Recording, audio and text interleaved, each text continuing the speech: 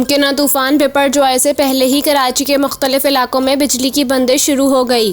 कराची के इलाकों Gulistan Jauhar block 8, FB area block 12, garden west, defence view phase 2, Al-Falah, north Karachi, Malir halt, Rafah-e Aam और सादी टाउन समेत दीगर इलाकों से बिजली बंदिश की शिकायत मौसूल हो रही हैं। कराची बिजली सप्लाई कंपनी के इलेक्ट्रिक का कहना है कि हालिया साइक्लोन में मुल्क में RLNG की सप्लाई मुतासर होने का खदशा है, जिसका असर बिजली की पैदावार पर भी हो सकता है। RLNG ना मिलने पर कराची में 2 घंटे तक इजाफी लोड मैनेजमेंट की जा सकती है।